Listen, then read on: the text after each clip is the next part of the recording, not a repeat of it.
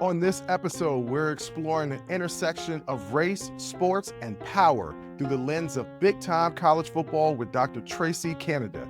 We're going to get into it all. Let's get it!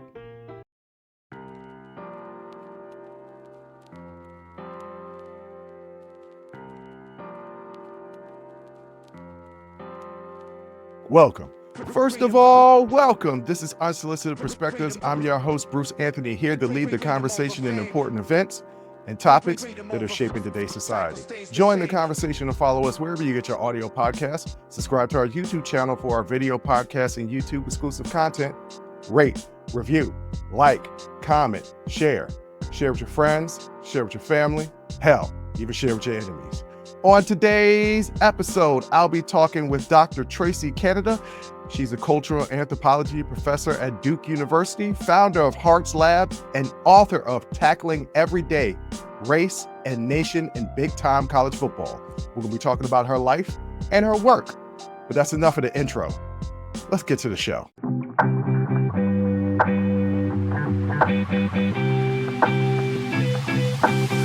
Our guest today is Dr. Tracie Canada, a Black feminist anthropologist whose work is reshaping how we think about race, kinship, and care in one of America's most popular and problematic pastimes, football. She's the Andrew W. Mellon Assistant Professor of Cultural Anthropology at Duke University. She leads Hearts Labs. If you were ever wondering what happens off the field beyond the Saturday night lights and the multi-million-dollar contracts, her research offers profound insights. Dr. Canada's first book, Tackling the Everyday Race and Nation in Big-Time College Football, takes us into the lives of Black college athletes, peeling back the layers of power, profit, and survival in a system that often leaves these young men carrying the weight of glory and exploitation. But before we get into her book, we're going to get to know the person behind this important work, what shaped her perspective. How did she come to see football not just as a sport, but as a lens of understanding race and society? So without further ado, Dr. Tracie Canada. So like I said at the top, I'm here with Dr. Tracie Canada. She's an anthropologist at Duke University. We're not going to hold that against her because we're Tar Heel fans over here. Oh, come on. Yeah, we're Tar Heel fans over here. But Dr. Tracie, it is such a pleasure to have you on the show today because I feel like this topic is extremely important, especially with the NFL draft coming relatively soon. Depending on when this airs, it either is coming up next weekend or it happened last weekend. But before we get into your book and your work, I start every interview with a simple question. Let's go back to the beginning. So Can you tell me a little bit about your journey? What was it like growing up in your hometown, your family, and were there early moments in your life that pointed you towards being an anthropologist? Oh, I love that question, actually. First of all, thank you so much for having me. I won't hold it against you that you're a Tar Heel fan because I went to Duke undergrad, actually. So I don't just teach there, like I'm an alum. And so I have like a deeply rooted interest in Duke. Also, I'm from North Carolina. So that's actually where my story starts, right? Like look, you're making a face. I don't have time for that right now. The face I'm making is I'm a Turk at heart. I graduated from the University of Maryland, but we still hate Duke. But that's yeah. I mean, yeah, we're not too fond of Maryland either. But that's okay because I already said we weren't gonna hold it against you. Okay. So the fact that I'm from North Carolina actually plays a role in this whole story. Not so much about me being an anthropologist, but about what it is that I'm interested in. Because growing up in North Carolina, I definitely knew about basketball, right? College basketball. I'm also from Greensboro, so the ACC used to be there, and so the ACC just in general plays like a really interesting role in like the memories that I have growing up, especially in high school, of like the big TV being rolled out in school so that we could watch the games because it was that big of a deal during the day, especially when they were playing in Greensboro. But then like when March Madness kicked off. But like I said, I went to Duke undergrad, and that's actually where my interest in anthropology started. And it's because I met a professor. His name is Lee Baker. He's still at Duke, so now we're colleagues. He used to be my professor, then he was my mentor. He's still my mentor, but now we're colleagues. And he was the one that introduced me to anthropology. He's also a Black professor, and so he introduced me to the discipline in a way that was quite different than what I kind of thought it was. I actually don't even know if I knew what anthropology was, but the way that he taught it was really interesting because he's actually a historian of the discipline. So to think about the ways that anthropology has played a role in the way that we like popular conceptions of race and of people who are Black or people of color and their experiences in the US, the way that anthropology has played a role in where we are in the contemporary moment, right? Like that's a lot of what his work is. And so the way that he taught and talked about these things was really interesting to me because I grew up in Greensboro, right? So because of the sit-ins, because of the HBCUs that are there, because of the deep-seated history that is like the racialized history in Greensboro and hearing about that growing up, then it kind of all started to make sense once I was at Duke and I was learning from this professor who was making it make sense to me through anthropology. And then I met another professor, his name is Orrin Starn, who was writing a book about Tiger Woods at the time that I was an undergrad. And so I had these two guys who were, one was talking about race, one was talking about sport. And I was like, there's something interesting here, right? Like there's a way that we could maybe link these two ideas, these two themes. And because I already had this interest in college sport generally, but specifically basketball, ended up at Duke. I was like, they are sleeping outside to go to games. That is not for me. I don't want to do this. So I did not go to many basketball games while I was a student, but I had a lot of friends that were on the football team. And so I became interested in football because I wanted to see my friends play. And so the stuff that was happening in the classroom, right, while I'm trying to like figure out what anthropology is. And then I'm like learning this new sport because I never really watched football before. I was a basketball fan. Putting these two things together are really how I came to this. But it was really the way that I was introduced to a discipline that actually has like kind of deep-seated colonial and racist histories, imperialist histories. But the way that Lee Baker taught it gave me a different view of it. And so it was exciting to me. Okay, that's interesting. So, in your work, and we're going to get to your book where you specifically talk about this, but in your Yeah. work, you mentioned kinship and care. It's Yeah. kind of like the central themes of your work and your research. Yeah. Were there moments growing up or relationships in your life outside of the professors that emphasize the importance of these concepts to you? Yeah, so I have developed into an anthropologist who uses sport to think about race, kinship, care, violence, injury, labor, right? Like these are the big themes that I think about. But kinship and care are like really important analytics in the way that I think about my work. And I don't know if it came so much from growing up, right? Like I've got a solid family. I love my family. My family is still around. I still am in communication with everybody, right? Like we are a pretty big family. And most of us are in North Carolina. So now that I get to come back home, like I do feel like I'm home being back at Duke now.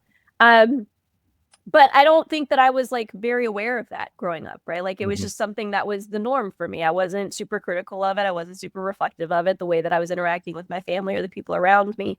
The reasons that those actually became really helpful analytics for me in the work that I do is because of actually specifically Black feminists that are around me.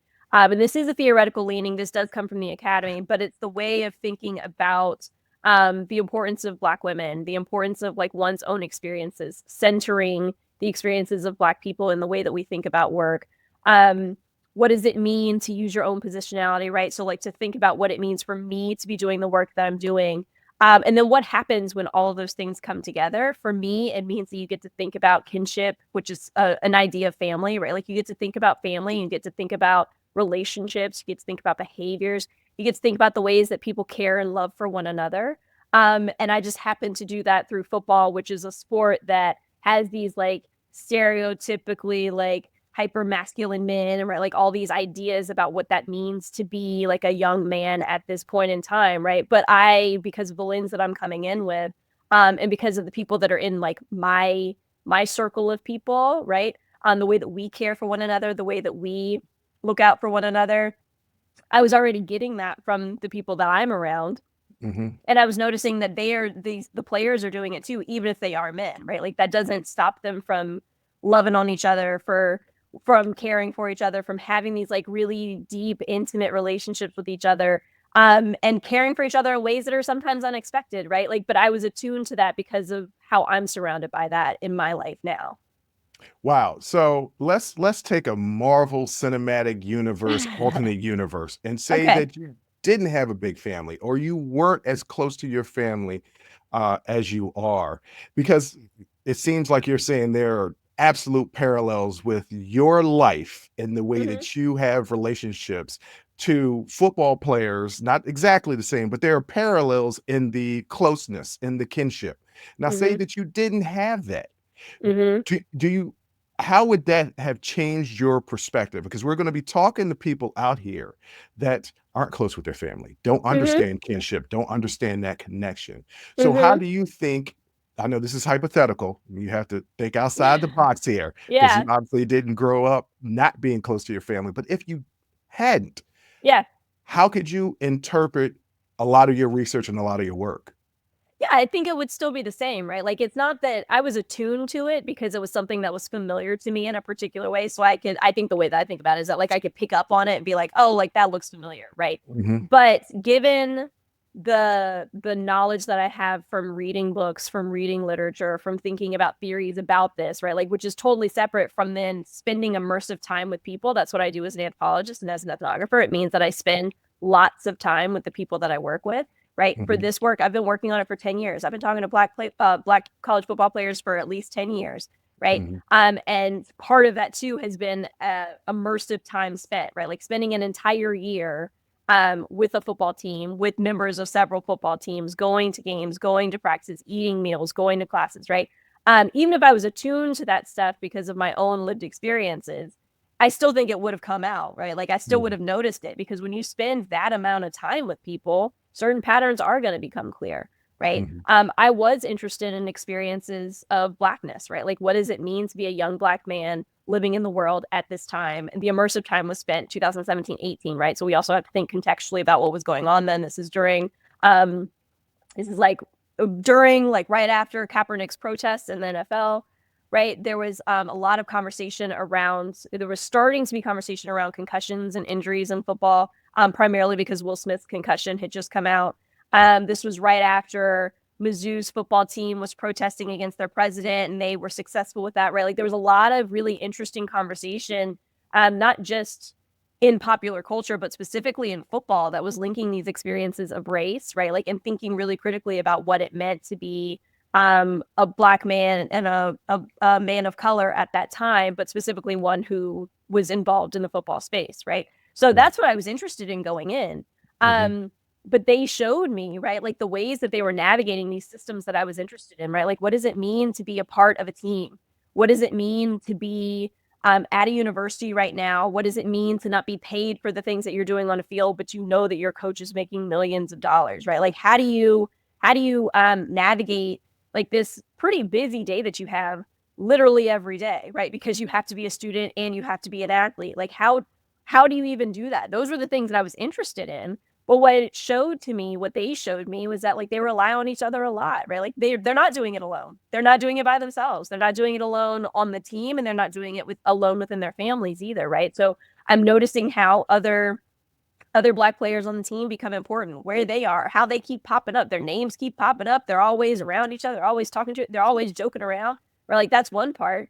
And then I'm constantly seeing too how their moms keep coming into this, right? Like they're mhm, always on the phone with their moms. Their moms are always popping up at school, even though they're not in the same state sometimes. Their moms are at every game, even if they're not playing, right? So they were showing to me. And I think for me, that's how I think about what it means to do the work that I do, right? mhm. I could read all I want. I could think all I want, but what is happening in front of me is what I need to pay attention to because I need to trust what people are telling me about their own lives, right? Like I Yeah. am not a football player. I was never a football player. I will never be a football player. And so no matter how much I read, that's not an experience that I'm going to know. Right. And Mhm, so it's learning from the people that I'm working with. And so what are they telling me? They were showing me, telling me, sometimes explicitly, sometimes not so much, but they were telling me how important these relationships were to them in making sure that they were able to get through their everyday lives, given all of these like big systems that they were a part of. wow. So you do a lot of work. You're also the founder of Hearts Lab. Can you Yeah. explain to my audience what exactly that is? And Yeah. I then would love to.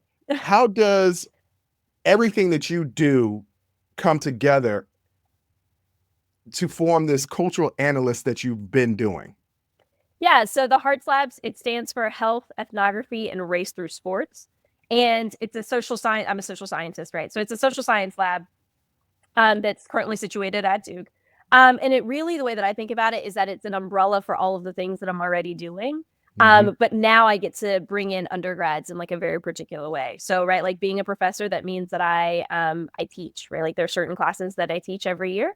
That means that I am a member of several professional communities, right? Like not just memberships, but like I'm part of groups of anthropologists. I'm part of groups of sports scholars. I'm part of groups of social scientists. I'm part of groups of Black feminists, right? Like, so I'm part of all of these groups. And I do service for these groups. I clearly have research that's going on because that's another really big part of what it means to be a professor, right? So I've got these projects that are going. I'm thinking about all these. I'm writing this over here. I'm talking to people like you, or like I'm doing all this stuff that all surrounds, or that's all based on my research. Mhm. And I'm mentoring too, right? Like I've got students that I'm working with. I'm trying to help them with networking. I'm trying to do my own networking, right? To be in the communities that I need to be in. And so I have all of these like big ideas. And so I would like to figure out a way to like put them all together and make it cohesive, right? Mhm. For me, the lab was that because there are models on college campuses everywhere of these labs, right? Like we usually think of labs in the natural sciences. But the way that I'm thinking about labs is that like how can I bridge all of these things that I'm doing and incorporate undergraduates specifically in the research that I'm doing too, right? So it's not just me by myself thinking about all of these things. Like, no, how can you, who's not an anthropology major, how can you, coming from a different discipline, come in and look at the work that I'm doing and say, like, well, why don't you ask that question instead? Right? Like, what about this part? Because that's what I'm learning in my classes. That's what my own research is about. So how about you do that? Or having undergraduates do interviews with me, right? Like on some of the projects that I'm working on. Taking them to conferences so that they can meet other scholars that are around their age in the academy, but also people that might be more senior so they can meet other people if they've got plans to go to grad school, if they want to go to professional school, depending on what the job is that they want to do, they can meet people that way, right? So incorporating undergrads in the work that I'm doing, but to make sure that like we kind of even everything out, right? Like it's not that I'm the professor and y'all are the undergrads and then we have some grad students. It's like, no, we're in a community here. We're all learning from each other. What can we all individually bring to this space so that we all, in the same way that my work is, right? Like we all feel cared for. We're all good here. We're all productive. We all feel successful, right? How can we link up with people on other campuses that are doing similar work so that we're parts of these much larger communities, right? And you'll hear me say certain words over and over again because the way that I like to think about it is that like my research reflects also the way that I try to like model for students how I'm navigating through the academy, right? I'm not doing this alone. I can't do this by myself at all, right? So like we all need to like look out for each other. We all need to care for each other. We all need to be in community. We all need to strategize together. And so how can I do that in my own research?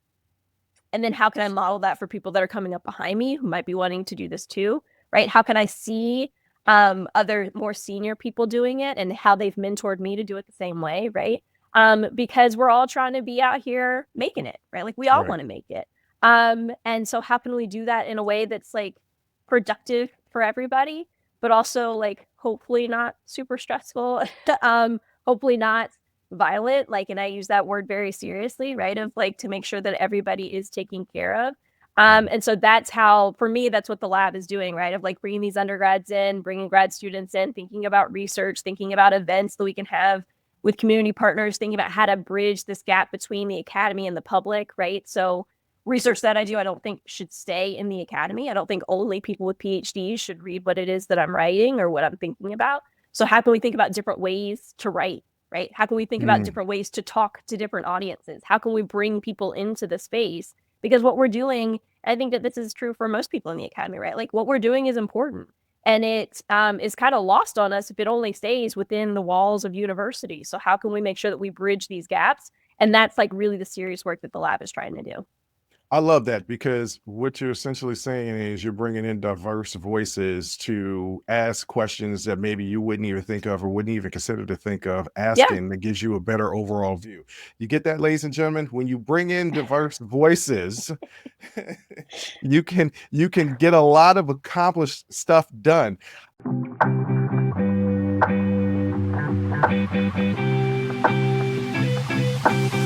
you brought up Black feminists, and you obviously are a Black feminist, and you said you come from a family of Black feminists. Black feminists. How have you, if I can get it out, how have you as a Black feminist been able to navigate in this dominated male space? Mm-hmm.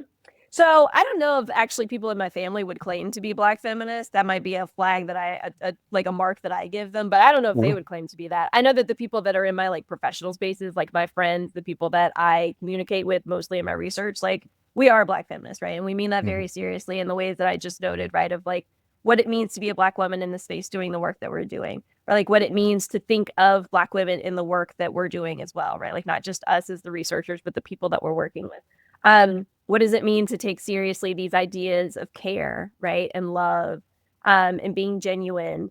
What does it mean to think of the ways that that might impact men too, right? Like how, like I said, right? Like the men that I'm working with, how are they caring for each other? Because they are, right? Like, and so how is that even happening? Right. I think that not so much I wouldn't say that it's necessarily my Black feminist like orientation to this, but it is the fact that I'm a woman in these spaces, right? Mhm. And as you mentioned, like these are spaces that are mostly men that are around, right? And so what is my positionality as a young Black woman mean when I'm in these spaces, right? Like how am I able to navigate these spaces or how am I not?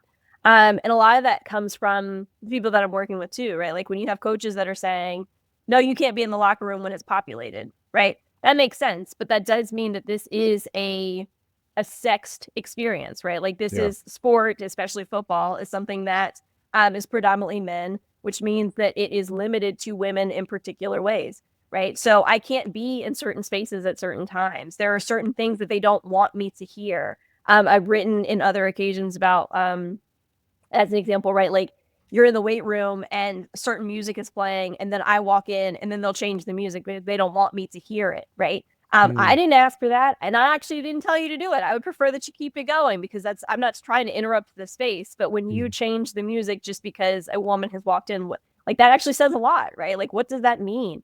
What does Yeah. it mean where y'all can see me now? Like, what does it mean when I wear my hair out, if I'm on a football field? That signals like that marks something particular because women that are in that space usually have their hair back because they're working, right? So if I Mm. walk in with my hair out, what does that mean? How am I being marked in that space? Or how am I like messing with that space, right? Like how am I transgressing it by showing up clearly um not as like an equipment manager, not as an athletic trainer, not as part of the medical staff. Like, what does it mean when I show up in jeans at a football game and I'm clearly not there to work, right? How am I disrupting the space? And then how do people respond to me?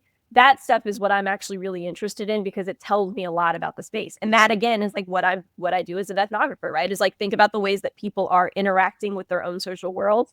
And some of it is I very clearly disrupt that that social world being who I am, right? Mhm. But then that gives me a lot to think about. It gives me a lot to write about. It gives me a lot to talk about with them of like, well, why did you change that music? Like, I didn't ask you to. So like, why did you do that? Right. Then, so to me, all of that is data that then I can do something with and think about, given these ideas that I have, that I'm trying, or given these ideas that I'm trying to think through, that all relate back to football in some way. What challenges have you faced specifically trying to tell stories about Black athletes and mothers? Has there been any pushback? Yeah. No, there hasn't been much pushback. I think the only thing that I usually get is like you have a chapter about mothers in the book, right? Because I did write a book about all of this. That's the whole point. There's one specific chapter that's about mothers. And so people ask, well, what about a chapter about fathers? Like, why isn't there one of them there? And I'm like, well, plenty of people write about football fathers all the time. And part of the point that I'm trying to make is that Black football mothers are completely invisible in this process, even though they're very Mm. central to the entire thing, right? Like and this is another part of the Black feminist orientation, right? Like there's a lot of labor that they put into this to make sure that it works. But also the argument that I'm trying to make is that if Black mothers are not on board, football doesn't exist because they're Mm. usually the ones that sign off on their sons being able to play, right? And I am not making invisible Black fathers by not having a chapter about them because I also recognize and talk about how usually the only reason that players are playing is because of their dads or their uncles or like other men in their family, right? Like that's how they get into the sport.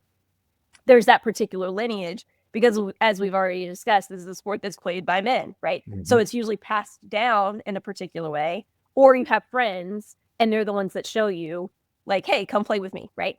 Right. So it's not that men are at all men, fathers, uncles, grandpas, right? Like it's not that they're all invisible in this, and they're always around, right? Like, and they were always around for the players that I was working with too. But what does it mean when we are consistently hearing about fathers, but we get like the spot on ESPN for Mother's Day to talk about moms, and like that's it, right?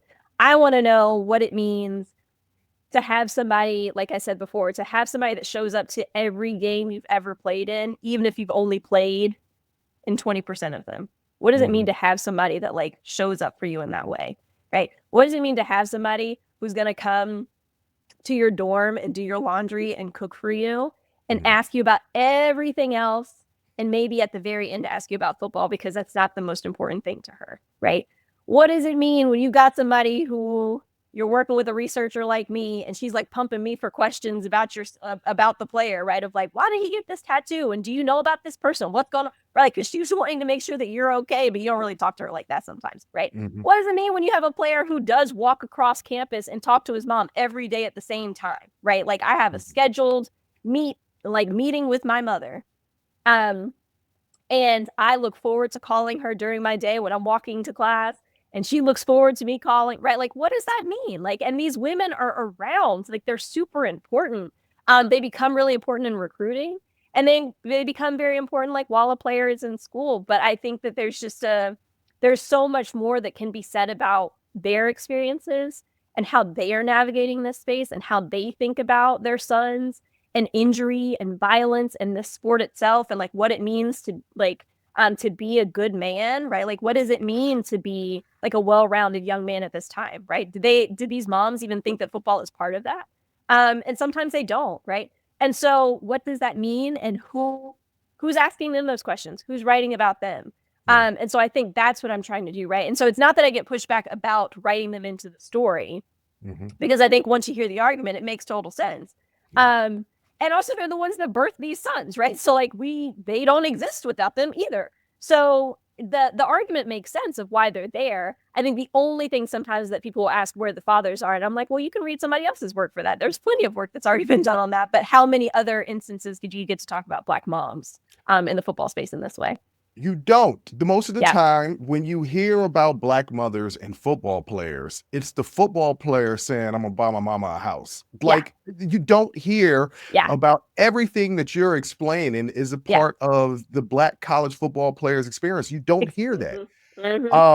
But let's get to your book, okay? Yes. Tackling the everyday race nation in the big time college football. What started it? Because you're doing all this research, you're gathering all this data, you have mentors who are professors, you have friends while you're an undergrad that are on the football team is the reason why you're in football. What was the moment as you're getting your doctorate, and still at Duke University, as you're getting your doctorate and you're saying, you know what? This is a story that needs to be told. Was there a moment, or was it just all of everything from undergrad to master's to your doctorate was just leading to this moment? Yeah, so while I was an undergrad and I was at Duke at that time, right, like I mentioned, this was one of the years that the basketball team won a national championship. So my first year at Duke, the basketball team won a national championship, and this was before Duke football had like really taken off the way that it is now, right? Because I will say that we have taken off, but we weren't doing so hot before. Ladies and gentlemen, if you're listening to the audio, I just rolled my eyes. I just have to rolled throw my that in eyes. there because like we're doing pretty good right now. But when I was a student, we weren't. And so actually what was really interesting to me when I was an undergrad was the ways that people on campus treated basketball and football players differently, even though that is where both of those teams were predominantly Black men, right? And so there was something about people on campus being able to tell what sport they played or to know what sport they played just because of how much they were on TV, and to then be able to interact with them differently. And so I was just like, as an undergrad, just as someone walking around campus, I was fascinated by like what I was seeing. And maybe it wasn't exactly true because I didn't talk to people about it, but I was just seeing how people interacted with these two groups of athletes differently. Which then eventually sparked an interest in some of these ideas that I'm talking about. So then I meet these professors. I'm giving tours on campus, like through admissions. And so I'm meeting people that way, right? Like I'm talking to all of these people and I'm like, there might be something here, right? Like in this Like, what is this experience? At that point, it was like, what is this experience of being a college athlete, right? Like a Black man on a college campus and a college athlete. All these people know you, right? Like you're on TV all the time. This was still like social media hadn't taken off in the way that it is now, but like it was still a thing. And so it's like people feel like they can talk to you all the time and they have access to you. Like I could go to the student store and like buy your jersey, but you're not making any money off of that. Like that seems kind of weird, you know? Like because just because of the nature of like being a college student, right? Like you see people around at certain times. So it's like y'all are remarkably absent at certain times of the year, and then you just like pop up just because of how the playing season works, right? You're in classes with people, and so you see them sometimes come in on crutches, or you see them like come in all like battered and bruised. Like, what happened to you over the week? Right? Like you just like it was a really interesting experience for me to just be around and to like start paying attention to those ideas, right? And so then when I went to grad school at the University of Virginia, that's what I went to school with, was a project thinking about like all of these ideas through college football, but specifically college football because the college sports system is unique to the US, right? Like there's no other country in the world that unites higher education and amateur athletics, quote unquote amateur athletics, right? Yeah. There's no other system in the world that does that. And so college sports in the US are actually like quite a unique space to think about some of these ideas, right? Because of the ways that they are tied to education. And again, because they are amateurs, quote unquote, they're not paid, right? Like, so there has to be a way to distinguish them between professional sports and amateur, like college sports. And so I was just really interested in how all these dynamics came about. That was the project that I applied to grad school with. That's what I wrote my dissertation about after doing this immersive field work, right? Of like spending all of this time with people. And that's where you kind of bust your ethnographic chops, right? Like you spend all this time with people and you learn from them, and you're trying to figure out like how they're theorizing their own worlds, right? It's not me coming in as somebody who's like an expert and I'm like, this is what's going on, right? Like that's not the point. It's for you to learn from the people about what they are thinking about what's going on with them. And so then that dissertation eventually became the book, right? And so the fact that I've been working on this for such a significant period of time, right? And then also if we have to think about, I was doing research in 17, 18, but then the pandemic hits. And then we had that season, primarily that first season of college football play, where football players were sometimes the only player or the only students on college campuses. But they had to quote unquote come back to play for their teams, right? If we're thinking Power 5 and Power 4, depending on how we think about it now. All of these dynamics that I was thinking about were like, to me, very obviously on display during that season. When you have empty stadiums, you've got cardboard cutouts in the stadiums, you've got fan noise being pumped in, you've got teams being tested for COVID like every other day somehow. Like they have access to all of these tests to test like 150 people every other day, right? They are being they are living in dorms or in residential spaces that are they're attempting to seclude them in particular ways, right? Like to help against if there is a COVID outbreak, to like help to protect some of the people. There are these waivers that are being signed by athletes to say that they won't come back and get upset with their universities if they get sick, right? Like there are all of these dynamics that are going on in 2020 that's like, oh, this stuff that I was seeing about labor and exploitation and payment and who's like where the money is split, all of that was like very obviously on display during the pandemic as well. And so all these dynamics came together to me in ways that really made sense for these ideas that I was thinking about. And then that's what all eventually developed into the book.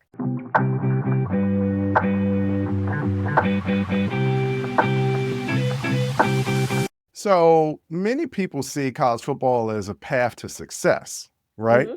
But your research uncovers it's an exploitive proposition more so than an absolute path to success. What do you wish more people would understand about the experience specifically for Black college athletes in this regard? Yeah, I think the first thing that I'm thinking of is like, what does it mean to be successful, right? Like maybe we just need to have different ideas of what success means. Because if success means you go pro, that means like that's not success for most of them, right? 98%, the NCAA used to say that 98% of our athletes will go pro in something other than their sport, right? Which means that the majority of the people that are playing the sport are not going to go pro. So that can't be the way that we think about success. Some people think of success in this space as like, if you were playing in college, then that means that whether you could have gotten there on your own or not, right? You do go to college, right? And so it's an opportunity for you to go to college, and you get to play this sport that I would hope that you at least have some interest in, right? Like maybe you don't love it still, but like at least you're still interested in the sport and you get to go to college at the same time. And that's where I try to challenge sometimes what people are thinking about, like what it means to be an athlete in college at this moment, because there's such a different experience for athletes on these campuses than for students who do not play a sport, right? And so what does it mean? Again, like these are all hypotheticals, but like very real, right? Like what does it mean when during your playing season, it's okay because the NCAA, your team, the university has said that you can miss classes on certain days because you're traveling, right? So then what does that mean when you need to be in class, but now you need to meet with your professor and figure out a way to make up the work? You're not in class to be around your classmates who are like doing the work while they're there.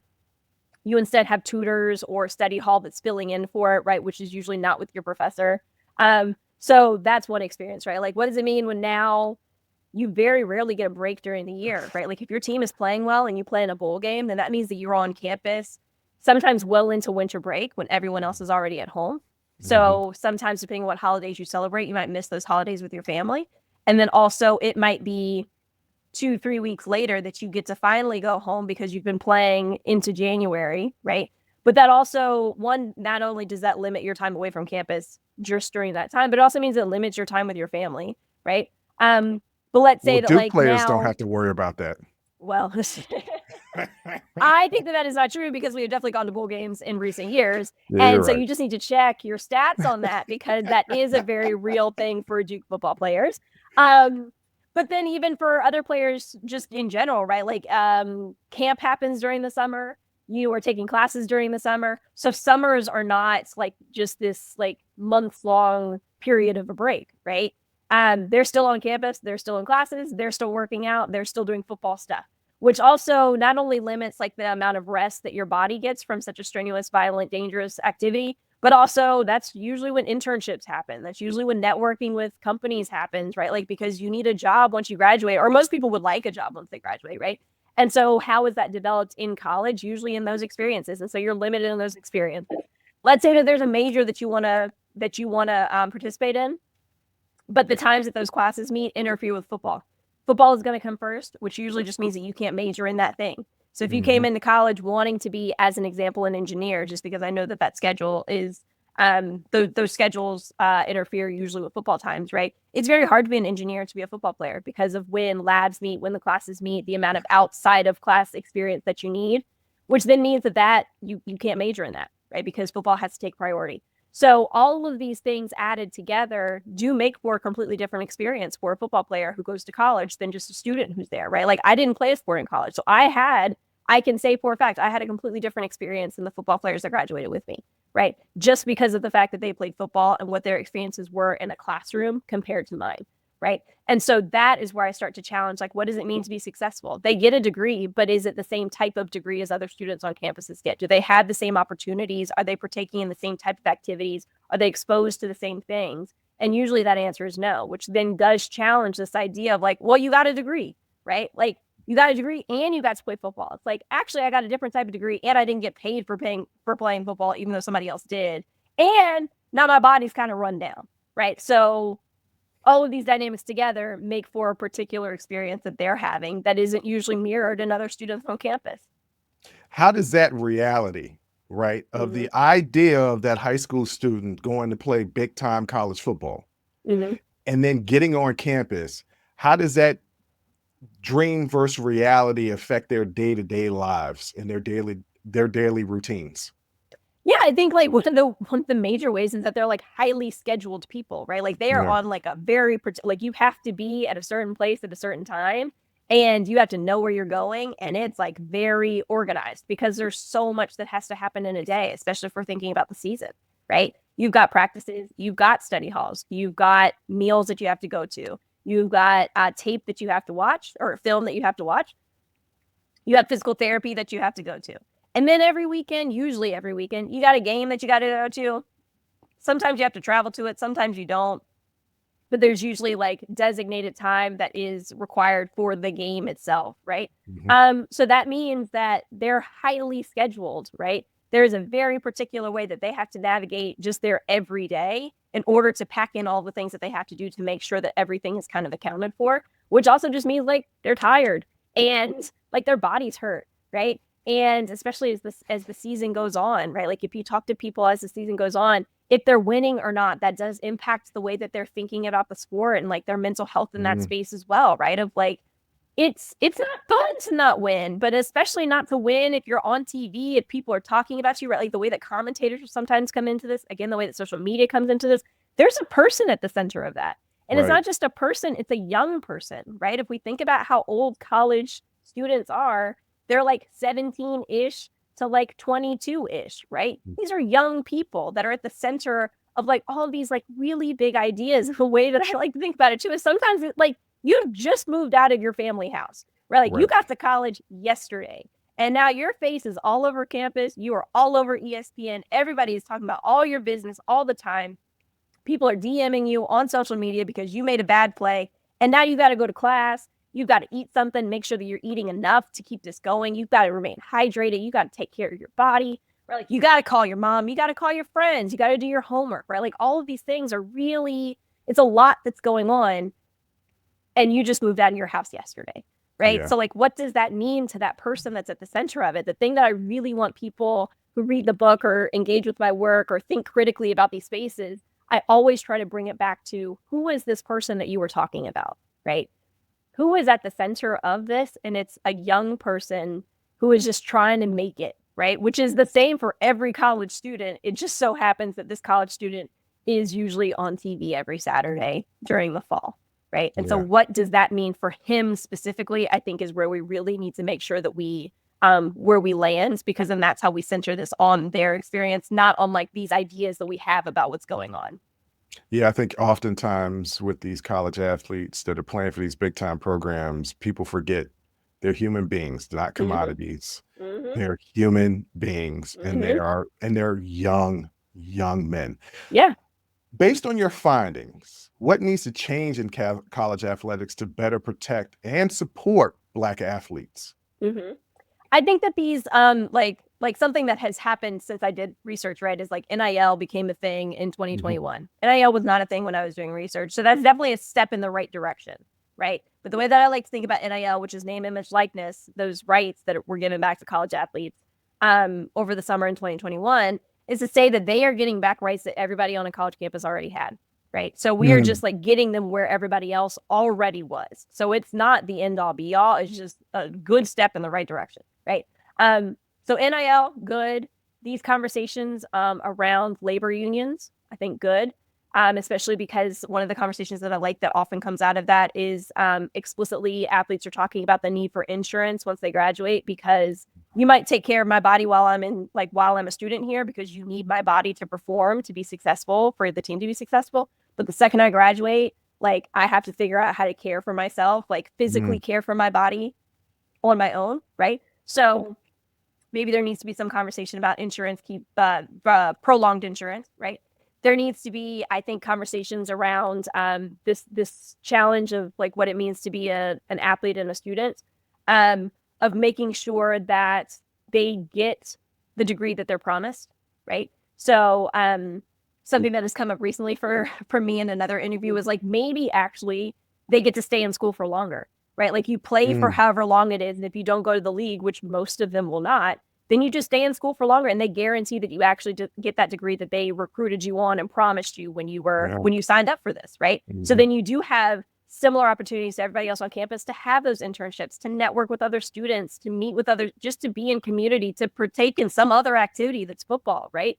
To then have a different type of potential career trajectory. I think these lawsuits and these settlements that are happening with the NCAA right now are also really interesting steps because it's about revenue sharing, right? Which now is about paying athletes, right? You are making billions of dollars as a whole. They're making billions of dollars for these universities. So some of that needs to be redirected, right? And so like these are all conversations in the right direction to say there are particular people who are harmed by this, and it is the football players that are at the center of it. And so how do we better care for them? How do we better protect them? How do we better set them up for a future once they graduate? These are all solid steps. And then there's plenty of other things too, but these are solid steps to get us there. I love that. Ladies and gentlemen, that is Dr. Tracie Canada. All of her information will be in the description section. Go check out her book.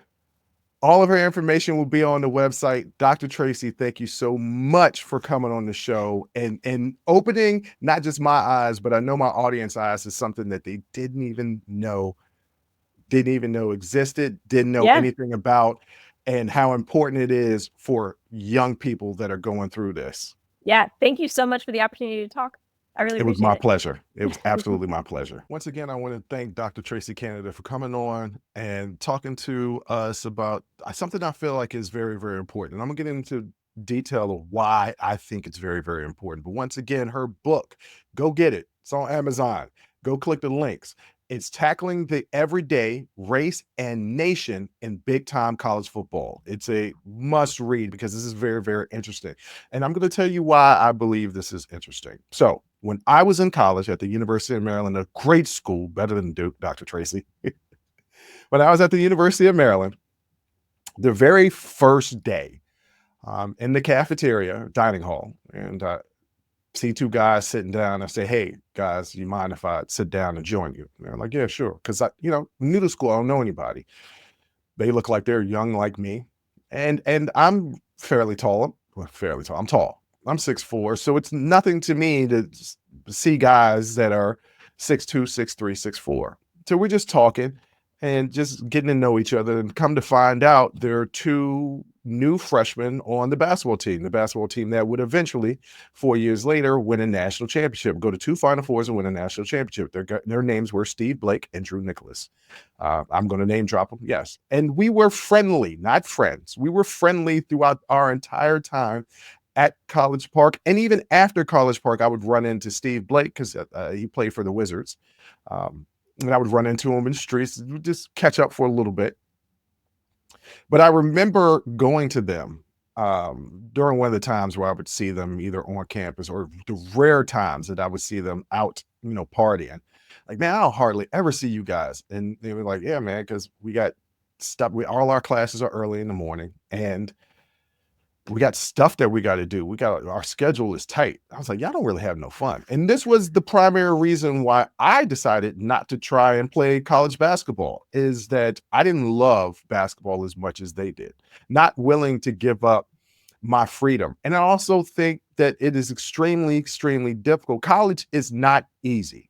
Okay. College isn't easy. Like, the actual work is not easy. Some people find it easy, I guess, because you got an easy major, but it's a lot of work. There's stress involved with it. And when you're in it, you think that there's nothing more stressful until you become an adult and you realize real life is more stressful. But being in college is real-ish life. Okay. And so going to college is not easy.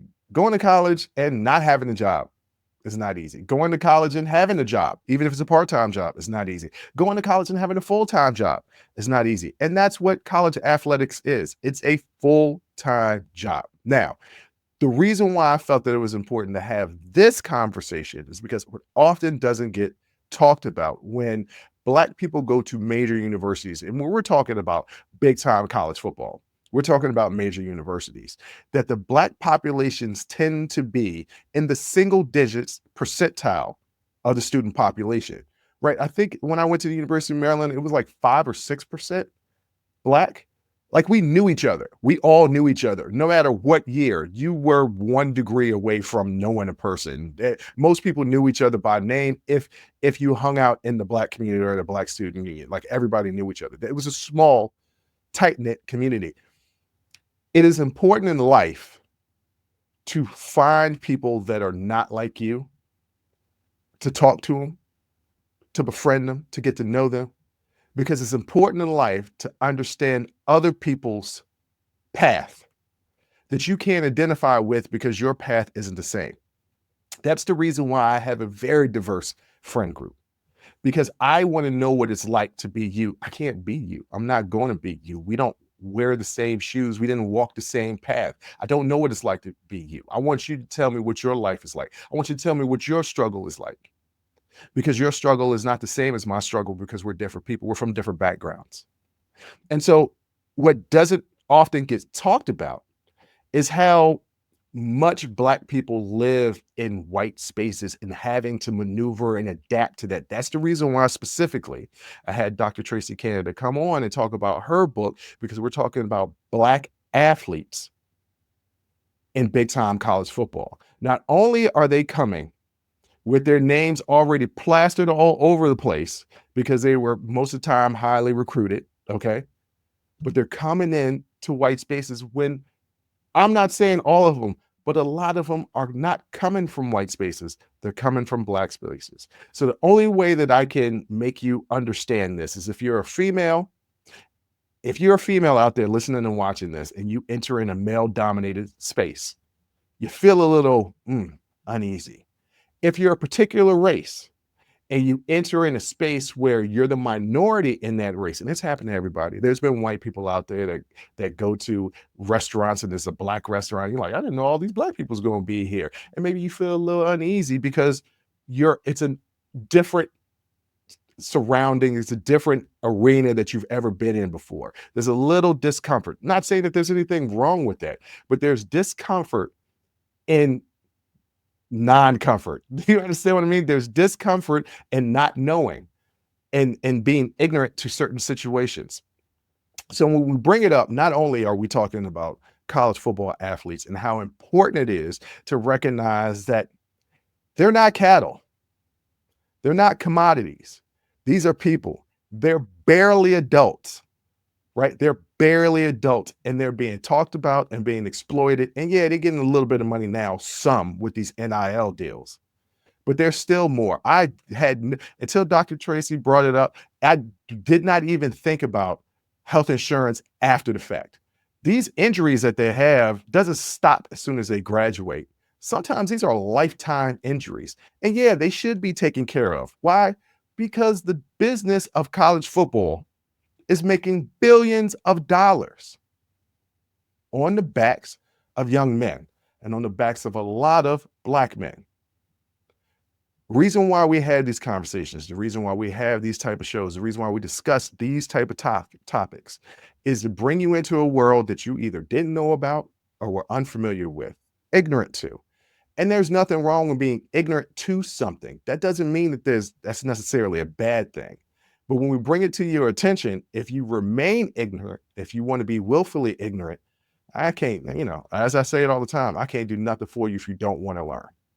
But wow, I can't wait. I can't wait to finish this book, because just with Dr. Tracie bringing up some things that I would not have ever thought about. And I thought before this interview that I had covered everything as far as my research.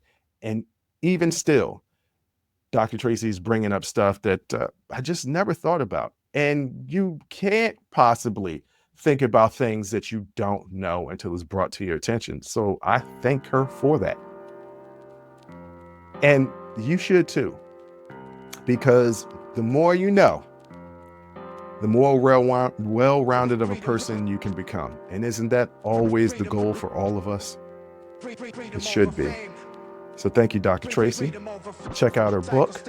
Check out her work, because it's important. I want to thank you for listening.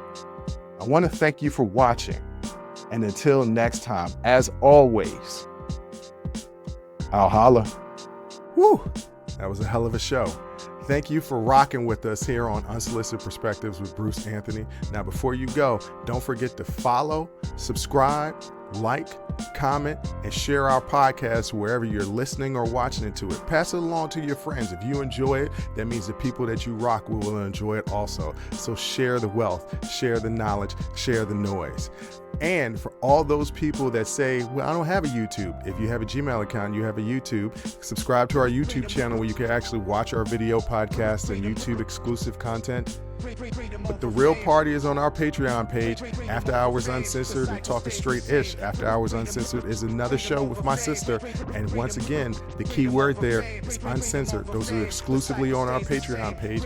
Jump onto our website at unsolicitedperspectives.com for all things us. That's where you can get all of our audio, video, our blogs, and even buy our merch. And if you really feel generous and want to help us out, you can donate on our donations page. Donations go strictly to improving our software and hardware so we can keep giving you guys good content that you can clearly listen to and that you can clearly see. So any donation would be appreciative. Most importantly, I want to say thank you for listening and watching and supporting us. And I'll catch you next time. Audi 5000. Peace.